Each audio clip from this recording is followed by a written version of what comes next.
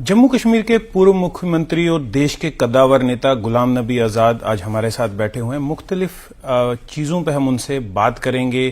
कैसा उनका कांग्रेस का सफर रहा, कांग्रेस से रेजिग्नेशन के बाद उन्होंने अपनी पार्टी बनाई, अब तक का सफर कैसा है और फ्यूचर क्या है।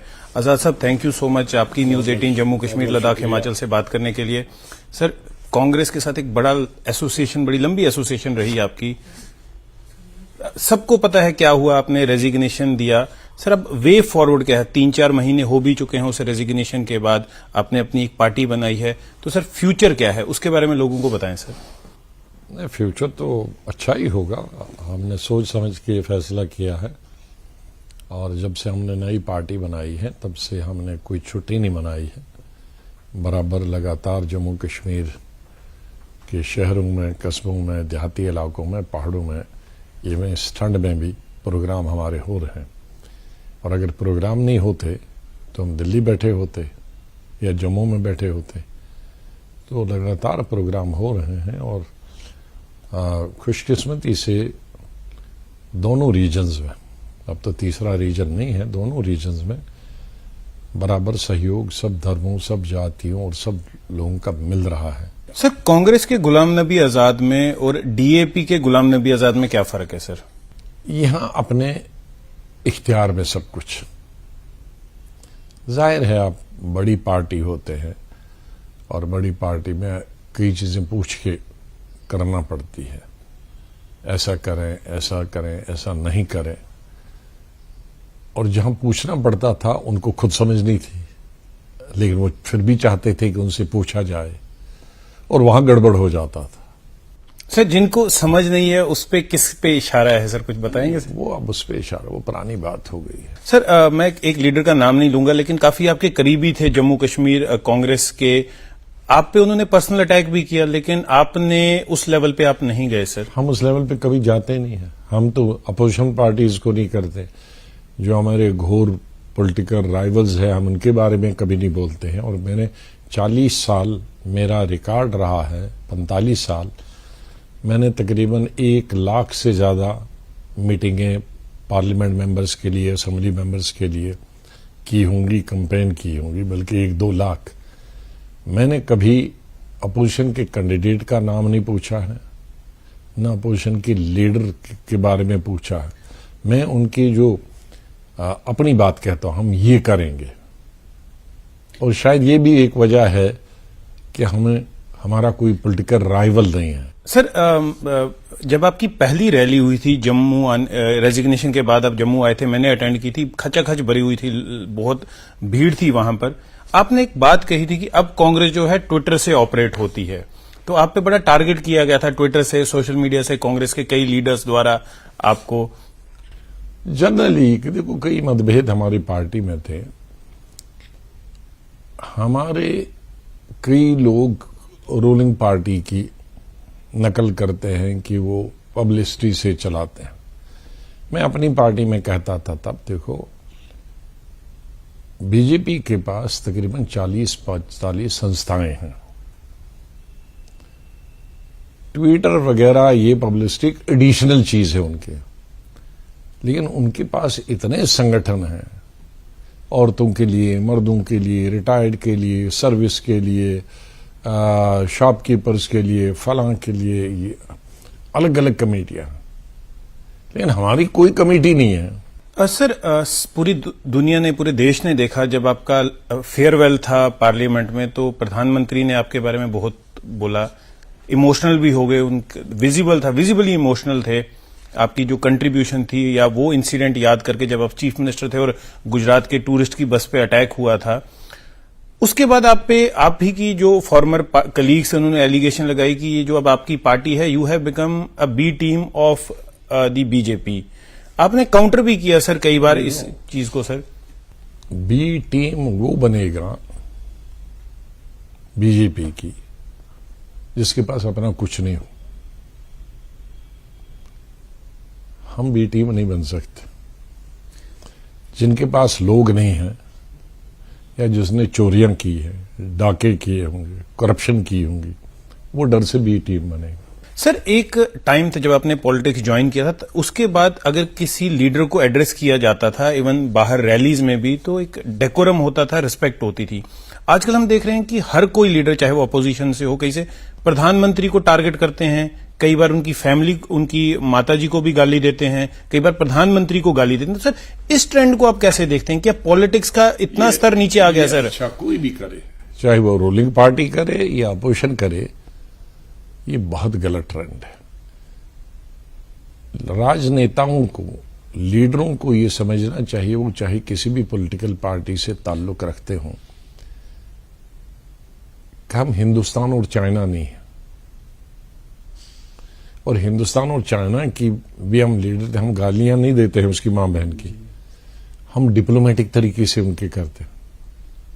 हम पाकिस्तान सर, से, आपके पुराने कलीग्स ने खून का सौदागर और नीच आदमी, डिप्लोमेटिक तरीके से हम गालियां तो नहीं देते हैं। जब आप अपने दुश्मन मुल्क से डिप्लोमेटिकली बात करते हैं, हुजूर, दावत पे, खाने पे, दूसरी कंट्री में, तो अपने मुल्क के तो आपके दुश्मन नहीं है ना, वो आपके कंपटीटर हो सकते हैं। जैसे बिजनेस में कंपटीशन होता है, पढ़ाई में कंपटीशन होता है, कोई फर्स्ट क्लास लेने की कोशिश करता है, कोई गोल्ड मेडल लेनी, लेकिन उसका दूसरा जो है नंबर 2 आया, वो दुश्मन तो नहीं हो गया। तो इसलिए सियासत भी है, ये कंपटीशन है। जैसे बिजनेस का कंपटीशन हो, कॉलेज यूनिवर्सिटी में पढ़ाई का कंपटीशन हो, उसी तरह से कौन जीतेगा, कौन नंबर 1 है। नंबर 1 आने का ही तो सवाल है ना। चाहे आप एमबीबीएस में आओ, एमडी में आओ, लॉ में आओ, इंजीनियरिंग में आओ, नंबर कौन 1 आएगा? Political party. इसमें गालियों की गुंजाइश कहां है? आप अपना बताओ ना। देखो, जिस पॉलिटिकल पार्टी के पास या जिस लीडर के पास जिसने कुछ किया है, वो अपनी बात बताएगा। जिसने कुछ भी नहीं किया है, वो क्या बताएगा? और मैं समझता हूं कि मैं अगर 10 दिन भी लगाऊंगा हर महकमे के, जितने मैंने हिंदुस्तान में महकमे चलाए हैं शुरू से, तो एक एक महकमे पर मैं एक एक हफ्ता बोल सकता हूं कि मैंने क्या किया। सर, वो कमेंट आया था, एक नीच आदमी, खून का सौदागर, ये सब गलत चीजें हैं, ये किसी को नहीं करना चाहिए और उसको लोग ठीक नहीं समझते। आदमी जो भी किसी को गाली देगा, वो कहता होगा कि मैं बहुत बड़ा पहलवान बन गया, लेकिन लोगों की नजरों में गाली देने वाला कोई भी हो, उसकी इज्जत नहीं रहती। सर, जम्मू कश्मीर की अब बात करते हैं। नेशन के बारे में हमने बात कर ली, अब आपका फोकस अभी फिलहाल जम्मू कश्मीर है। सर, पीडीपी है, नेशनल कॉन्फ्रेंस है, कांग्रेस है, जो बीजेपी, उनके अगर देखा जाए तो दोनों, ये 3 एक तरफ हैं और जो आप बीजेपी है एक तरफ है। तो लोग डीएपी को क्यों वोट दें, उसके बारे में आप कुछ बताएंगे? Why DAP sir? मैंने बताया ना। देखो, इस स्टेट में सबको मौका मिला है काम करने का, सब पॉलिटिकल पार्टी, मैं नाम नहीं लूंगा, सब जो नई भी बने हैं वो भी एक पॉलिटिकल पार्टी के हिस्सा रहे सरकार में। उसके बाद अब पॉलिटिकल पार्टीज, लोगों को किसी पॉलिटिकल पार्टी का शौक नहीं है। ए का था, वो भी रही, बी रही, वो भी, सी भी रही, डी भी रही, ई कभी नहीं थी, वो भी 8 साल से है। तो हम भी रहे, सब जनता के पास जाते हैं, हम अदालत में जाते हैं, वहां वकील सब पॉलिटिकल पार्टीज के हैं, और जज जो होता है उसको जिस वकील के तर्क और लीगली वो कोर्ट करे कि किस धारा के अंदर, और सबूत पेश करे, अल्टीमेटली सबूत है।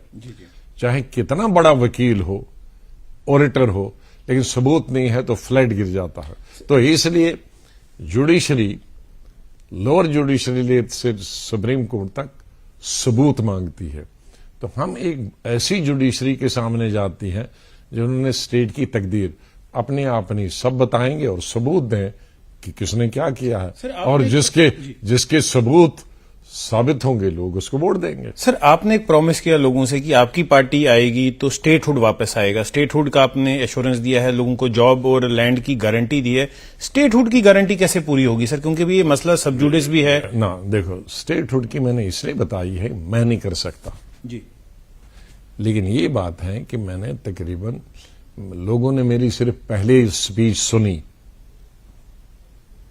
जिस दिन आर्टिकल 370 को खत्म किया, लेकिन उसके बाद साल भर मैंने पार्लियामेंट में जम्मू कश्मीर पर और तकरीबन 20 दफा भाषण किए हैं, और जिनमें हर दफा मैंने स्टेटहुड और जमीन और नौकरी का हक हमें होना चाहिए कहा, और उसी पर गवर्नमेंट ने पार्लियामेंट में स्टेटहुड मान लिया।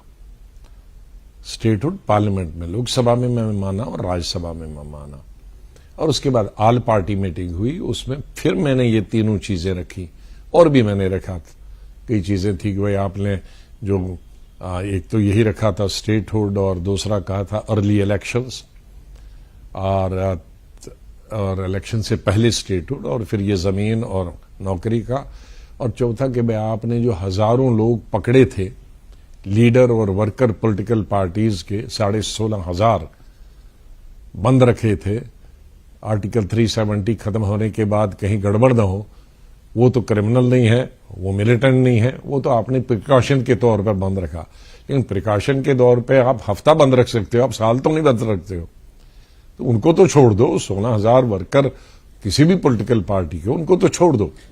तो मेरे कहने का मतलब है, तो उसमें एचएम ने कहा कि हमने छोड़ दिए हैं, और जो है उनको भी छोड़ देंगे। ठीक है, उनको उन पर छोड़ने में कोई आपत्ति नहीं थी, वो पॉलिटिकल वर्कर थे।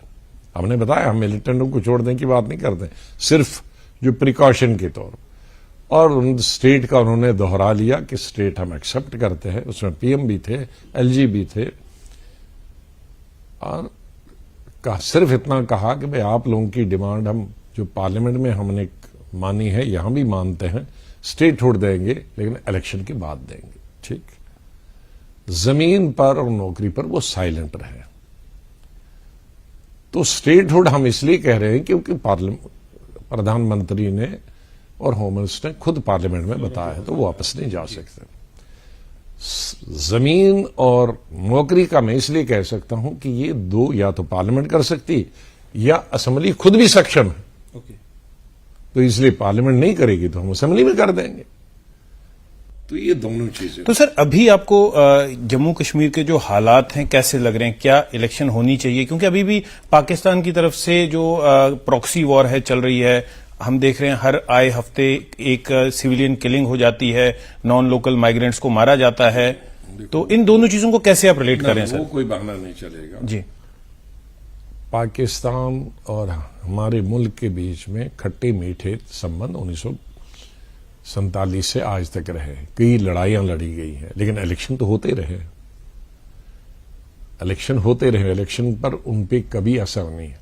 हाँ, सिर्फ 91 से 90 से 96 तक जब बहुत आतंकवाद बढ़ गया था, जब सभी लोग भागे थे, चाहे हिंदू हों, मुसलमान हों, लीडर हों, पॉलिटिकल पार्टी सभी भाग चुके थे। वो एक पीरियड बहुत कर, लेकिन आज की जो हालत है वो तो आज जो 40 साल पहले जैसी थी, नॉर्मल हालात है। आज कोई गोली बंदूक नहीं चलता है, इक्का दुक्का तो तब भी चलते थे, हालांकि वो बहुत खराब चीज है। और उसमें भी मैंने गुजारिश की है एलजी साहब से कि जो हमारे भाई बेटे बच्चे वहां नौकरी करते हैं उनको वापस जम्मू लाना चाहिए, ताकि ये किस्सा खत्म हो जाए। जब हालात ठीक हो जाएंगे वो फिर वापस जा सकते हैं, लेकिन अपॉर्चुनिटी न दे हम मिलिटेंट उनको टारगेट किलिंग के लिए। तो टारगेट किलिंग एक सोची सजी समझी किसकी के, लेकिन उसमें मैं मिलिटेंसी में नहीं डालता हूं उसको। वो टारगेट किलिंग कौन कराता है, कैसे कराते हैं मिलिटेंट और किस पर्पज से करते हैं, उसका एक ही इलाज है, इधर लाओ उनको ट्रांसफर करो, खत्म हो जाएगी। लेकिन इलेक्शन 5 साल से होने चाहिए थे। 5 साल अब हो गए। हमारे यहां गवर्नर रूल, पहले गवर्नर रूल, फिर एलजी रूल, यूटी रूल। ये नॉर्मल हालात में जब नॉर्मल सी रिस्टोर हुई है उसमें इलेक्शन न करना, तो ये जमहूरियत के लिए खराब है। तो सर, आप मानते हैं कि थिंग्स जो इम्प्रूव हुई है जम्मू कश्मीर में? जाता हूं जी सर। वो कहते हैं जी हमारे पास तो प्रैक्टिकली 8 साल से एमएलए कोई नहीं है।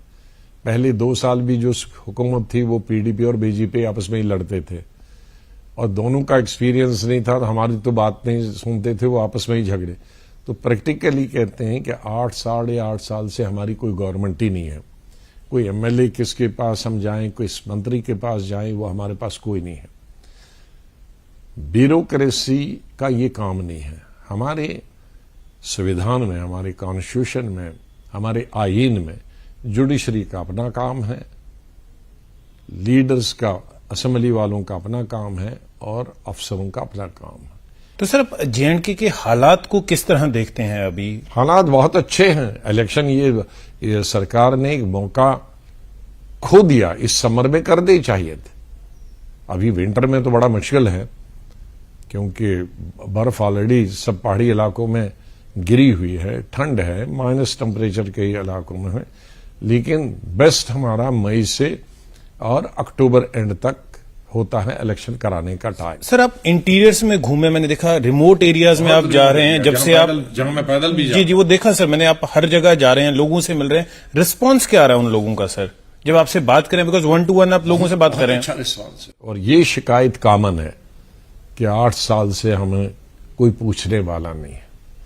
हमें तो सेक्रेटरीट का दरवाजा नहीं मालूम, हमें तो मालूम नहीं जम्मू क्या होता है, श्रीनगर क्या, अफसर कौन कहाँ बैठता है, कैसे वहां जाएं, पैसे पास बनाएं। पहले हमारा एमएलए और मिनिस्टर हमारे पास आता था, हम यहां पकड़ते थे, लेकिन अब हम कहां पकड़े? इतने लोग कहां जाएंगे? इतना खर्चा करके कौन जाएगा? और दूसरा कामकाज नहीं है, बेकारी है, बेरोजगारी है सख्त।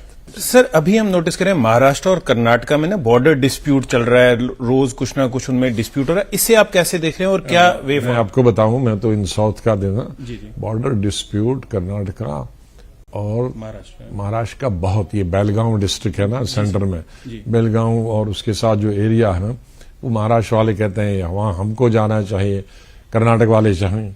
और फिर एक वक्त मैं कई दफा उस डिस्प्यूट को सॉल्व करने की कोशिश की पिछले 50 साल में। फिर कर्नाटक गवर्नमेंट ने एक विधानसभा भी वहां बेलगांव में शुरू कर दी और बीच में सेशन भी करने लगे वहां। तो सर वे फॉरवर्ड क्या है इस डिस्प्यूट को खत्म करने का? सर वे फॉरवर्ड ये चलती रहते हैं। आर्मी ने एक स्टेटमेंट दी थी जब उनसे पूछा गया था कि पीओके को आप कैप्चर करेंगे, उन्होंने कहा कि पार्लियामेंट की एक रेजोल्यूशन है और सरकार जब जैसा आदेश देगी आर्मी वैसा करने के लिए तैयार है। लेकिन एक एक्ट्रेस हैं ऋचा चड्ढा, उन्होंने आर्मी को मॉक किया, लिखा गैलवान सेज हाय, गैलवान में जो हमारे 20 जवान शहीद हुए थे, तो एक मॉकिंग की। उसके बाद काफी बैकलैश हुआ और उन्होंने वो अपना ट्वीट जो था डिलीट कर दिया। लेकिन कई कांग्रेस के सीनियर नेता उस एक्ट्रेस की सपोर्ट में खड़े हो गए। तो क्या लगता है कि कांग्रेस अभी भी फौज को नीचा दिखाने के लिए इस तरह की जो स्टेटमेंट्स देते हैं उनको सपोर्ट कर रही है? सर देखो, फौज का एक अपना रोल रहा है और हमारी जो टेरिटोरियल इंटीग्रिटी है, हमारी देश की एकता, जो बॉर्डर है, इतने सालों से 75 सालों से, तो वो हमारी आर्मी की वजह से। और जितनी हमारी लड़ाइयां हुई हैं जो जीत के दी हैं, बांग्लादेश वार से लेकर और उससे आज तक, या फिलहाल ही रिसेंटली कारगिल, वो आर्मी की वजह से है। तो इसलिए आर्मी की हमेशा हमको मदद करनी चाहिए। आर्मी हमारी मुल्क की है, हमारे भाई हैं, हमारे बेटे हैं, हमारा खून। लेकिन कोई अगर आर्मी को मॉक करता है और उसको सपोर्ट करने के लिए एक पार्टी के लीडर खड़े हो जाते हैं, किस्म किस्म के लीडर खड़े हो जाते हैं। और हर लीडर नहीं है जरूरी कि वो पार्टी की ही पॉलिसी हो, कोई इंडिविजुअल अपने तरीके से बोलता है। तो इसलिए मैं इस हक में नहीं हूं। इंडिविजुअल आदमी गलत हो सकता है लेकिन एज ए फौज गलत नहीं हो सकता। पुलिस में कोई गलत हो सकता है लेकिन एज ए पुलिसिंग पूरी फौज का आदमी किसी धर्म का गलत हो सकता है, पूरा धर्म गलत नहीं हो सकता। तो इसलिए पूरी फौज को बदनाम करना, इंडिविजुअल कभी गलती कर सकता है हर जगह, लेकिन फौज का एक अच्छा रोल हमेशा रहा, उसका हमें आदर और इज्जत करना चाहिए। आपने बहुत सवाल पूछे, एक सवाल मैं आपने पूछना चाहिए।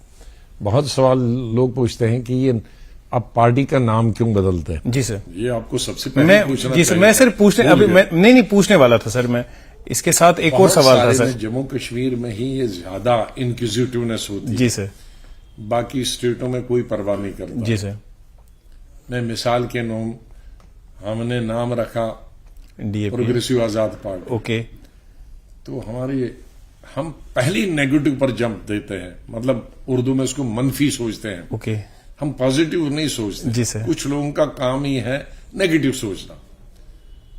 तो मैं देख रहा था लोगों में, अभी प्रोग्रेसिव नाम तो प्रोग्रेसिव है, पाप तो नहीं है ना? नहीं सर। तो मैं सोच रहा था पंजाब में 75 साल से है सैड है। सैड का क्या नाम है बताइए ना? शिरोमणि अकाली दल। शिरोमणि अकाली दल। और सबसे ज्यादा रूल उन्होंने किया। लेकिन 70 सालों में किसी ने उनको नहीं कहा एसएडी सैड मतलब हुआ दुखी है? जी। हमारे 4 दिन में अभी नाम ने है पाप कहना शुरू कर रहे लीडरों ने। जी जी।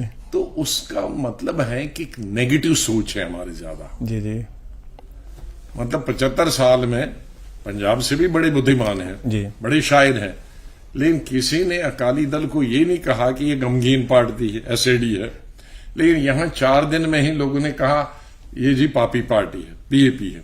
तो उससे उन लीडरों की और उस पार्टी की सोच लगती है कि वो जंप करते हैं सिर्फ नेगेटिव पे। Obviously sir. उनको प्रोग्रेसिव में नहीं दिखता। जी जी। प्रोग्रेसिव है कि भाई आगे प्रोग्रेस करनी है, प्रगति करनी है, डेवलपमेंट करनी है, उसकी तरफ दिमाग नहीं गया, सिर्फ पाप की तरफ दिमाग गया। सर इसी से मिलता है। जी जी। लेकिन वो चलो उनकी सोच, उनको मुबारक हो। कई अरसे से हिंदुस्तान में हजारों पार्टियां आ रही थी, एक एक आदमी की भी पार्टी थी। मैं नाम नहीं लेना चाहता, हमारी स्टेट में भी एक एक आदमी की पार्टी जी। तो जितनी पार्टियां बने, अब एक आदमी की कोई पार्टी तो नहीं होती है ना, और एक ही एमएलए जीते या नहीं जीते जी, तो वो कौन सी पार्टी हो? पार्टी का मतलब ये होगा कि बहुत सारे लोग हों। तो उसका बोझ सरकार पर भी बढ़ता है। इलेक्शन कमीशन पर कैसे बढ़ता है? आपकी वोटर लिस्ट 100 की बनती है, 100 कैंडिडेट होते हैं, तो उतना कागज वो करोड़ों में चला गया। आपकी मशीनें उतनी फिर ज्यादा लग जाती हैं, तो उतने मशीनें बनाओ, उतना पेन पाओ। तो अल्टीमेटली किसी एक आदमी की खुशी की पार्टी बनाने के लिए गवर्नमेंट ऑफ इंडिया और इलेक्शन क्यों पैसा जाए करे? इसलिए उन्होंने इलेक्शन कमीशन ने कुछ महीने पहले तकरीबन 1500 पार्टीज अनलिस्ट किया, डीरजिस्टर किया सर। ये कर दी, डीलिस्ट कर दिया सर। लिस्ट कर दी, अनरिकॉग्नाइज्ड कर दी। इसमें हमारी जेएंडके भी पार्टी है और हिंदुस्तान की। और आने वाले के लिए अब सख्त रूल बनाए।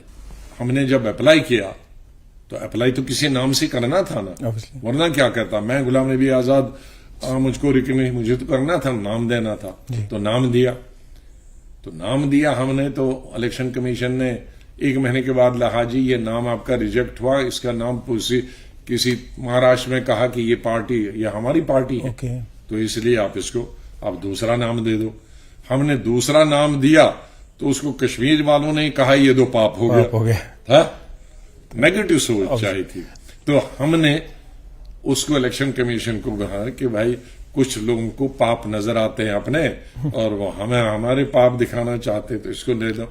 अब इलेक्शन कमीशन ने हमने तीसरा नाम दे दिया, लेकिन उस तीसरे नाम को मैं अभी डिस्क्लोज नहीं, हमने उसमें ऐड दिया है क्योंकि इलेक्शन कमीशन है कि जो हम नाम देंगे उसको आप पब्लिसिटी दो। तो वो 1 महीना होता है, 1 महीने के बाद अगर किसी को आपत्ति होगी तो वो इलेक्शन कमीशन उसको कहेगा या रिजेक्ट कर देगा उसकी आपत्ति को, और अगर ये नया नाम भी किसी पार्टी का होगा तो इसको भी रिजेक्ट कर सकती है। लेकिन हमें ये हम तक नहीं है, हम चेंज नहीं करते हैं। लोग कहते हैं कि मुस्तकिल मिजाज नहीं है, इनकंसिस्टेंसी हम में नहीं है, मुझ में नहीं है। सर आपने एसएडी की एनएलजी दी, तो एक आखिरी सवाल इसी चीज पे पूछूंगा। एसएडी ने गवर्नमेंट बनाने के लिए बीजेपी के साथ हाथ मिलाया। अभी तो हम चलिए पीएपी की बात करते हैं, पीएपी के लिए ऑप्शंस खुले हैं अगर ऐसा सिचुएशन होती है कि गवर्नमेंट बनाने के लिए हाथ मिलाना पड़ेगा किसी से? अल्लाह के फजल से अभी हमें जो रिस्पांस मिल रहा है दोनों रीजन में और शहरों में, देहातों में बहुत अच्छा है, शायद उसकी जरूरत ही नहीं पड़ेगी।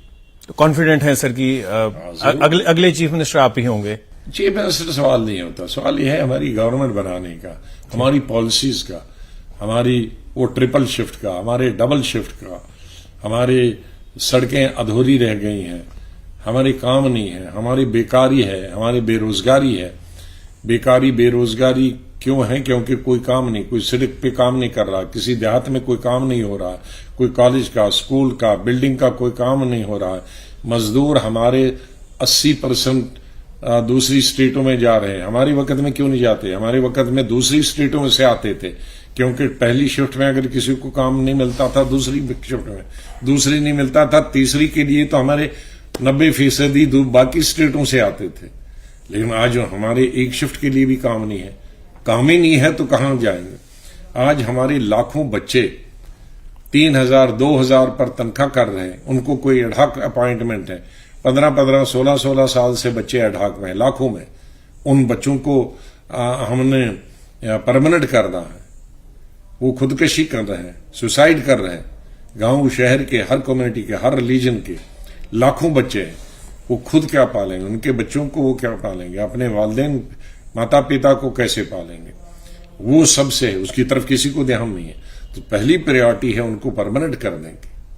फिर नए जो हमारे पीएचडी, एमए, एलएलबी लाखों में लड़के हैं, मैं देख रहा हूं कि किसी भी स्टेट में इतने पढ़े लिखे लड़के नहीं हैं अनएम्प्लॉयड जितने हमारे में, क्योंकि हमारे कोई इंडस्ट्री नहीं है, फैक्ट्री नहीं। हमारे सिर्फ एक बड़ी फैक्ट्री है जिसमें ये सब एडजस्ट हो सकते हैं, वो है टूरिज्म।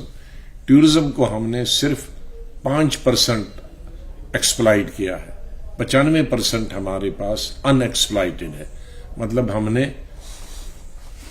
ये तो अंग्रेजों वालों के लिए एक्सप्लॉइट और अनएक्सप्लॉइट, मतलब हमने खोजा नहीं, वहां पहुंचे नहीं है। हमने 95% और को टूरिज्म में ला सकते हैं। जी, मैप टूरिज्म मैप जैसे मैप में लगा। हमारे पास वो रोड मैप है। जैसे एक रात को मैंने सोचा कि भाई कश्मीर में मई से होता है टूरिज्म शुरू, मार्च से कैसे हो गया? मैंने एक साल में ट्यूलिप गार्डन बना दिया। अब मार्च से होता है, मार्च अप्रैल मई 3 महीने बढ़ गया। मेरे पास ऐसी दर्जनों चीजें हैं, सैकड़ों चीजें हैं कि हर रीजन में, हर डिस्ट्रिक्ट में टूरिज्म एक साल में बढ़ सकता है, 10 गुना बढ़ सकता है। वो सर आपका पुराना एक्सपीरियंस भी है, जब आप टूर कैबिनेट मंत्री थे। पहला मैं टूरिज्म मिनिस्टर रहा था। जी, तो मेरे पास केरला का ये हो सकता है, तमिलनाडु में ये हो सकता है, दूसरी दुनिया में यूरोप में ये करते हैं, फला अमेरिका में ये करते हैं। तो हमारी कश्मीर में यूरोप भी है, अमेरिका भी है, सब कुछ है, डेजर्ट भी है, रेगिस्तान भी है। Sir thank you so much. News 18 से बात करने के लिए बहुत बहुत शुक्रिया सर। बहुत बहुत शुक्रिया।